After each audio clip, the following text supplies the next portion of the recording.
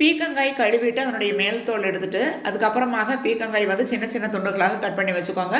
பீர்க்கங்காயினுடைய மேல் தோல் வந்து அப்படியே தூக்கி எறிஞ்சிராம அப்படியே வச்சுருந்தீங்கன்னா, அது வந்து நம்ம சட்னி அரைச்சு துவையலாக நம்ம இட்லி, தோசைக்கெல்லாம் வச்சு சாப்பிட்லாம் நல்லாயிருக்கும்.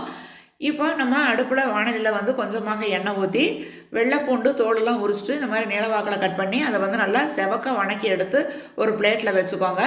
அதே வாணலிலேயே பெரிய வெங்காயம் நீள வாக்குல கட் பண்ணி, அதுவும் வந்து நல்லா செவக்க வணக்கி எடுத்துக்கணும். கருகாம பார்த்து செவக்க வறுத்து எடுத்துக்கோங்க. அதுக்கப்புறமாக அதே வாணலிலேயே 1 ஸ்பூன் எண்ணெய் ஊத்திட்டு, வரமிளகா காரத்துக்கு எந்த அளவுக்கு தேவைப்படுதோ, அந்த வரமிளகா வந்து அப்படியே வறுத்து எடுத்துக்கலாம். அதே வாணலிலேயே திரும்பவும் பீர்க்கங்காய்கள் வந்து நம்ம கட் பண்ணி வச்சுருந்தோம். அது வந்து கொஞ்சமாக உப்பு, மஞ்சத்தூள் சேர்த்துக்கிட்டு அப்படியே வணக்கிக்கோங்க. தண்ணியெல்லாம் ஊத்தாம தான் இது வணக்கணும். இப்போ நம்ம வந்து அந்த உப்பு சேர்த்திருக்கறனால அதிலேயே பீர்க்கங்காய்கள் எல்லாம் வெந்து போயிரும். அதுவும் வந்து நம்ம தனியாக எடுத்து வச்சுக்கலாம். இப்போ தக்காளி வந்து இதே வாணலிலேயே சேர்த்தணும். நான் வந்து நெய் காய்ச்சிருந்தேன். அந்த வாணலில தான் வந்து இப்போ தக்காளி எல்லாம் வணக்குறேன். அதனால் பார்க்கறதுக்கு கொஞ்சம் உங்களுக்கு வாணலி கலர் மாறுன மாதிரி இருக்கும்.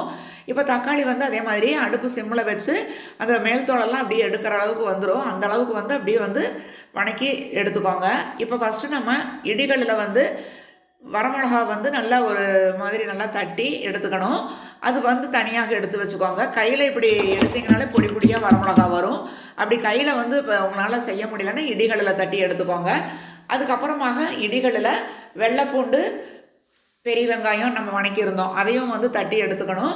நீங்கள் மிக்ஸி ஜாரில் போட்டிங்கன்னா ரொம்ப கொச கொசான்னு ஆயிரும். இந்த மாதிரி எல்லாமே நம்ம இடிகளில் தான் இதெல்லாம் போட்டு எடுக்கணும். அதுக்கப்புறமாக தக்காளி இதிலேயே வந்து அப்படியே கைகளில் வந்து நல்லா பிசைஞ்சு விட்டிங்கன்னா மேல் தோல் எடுத்துட்டு நல்லா மசிஞ்சு வந்துடும்.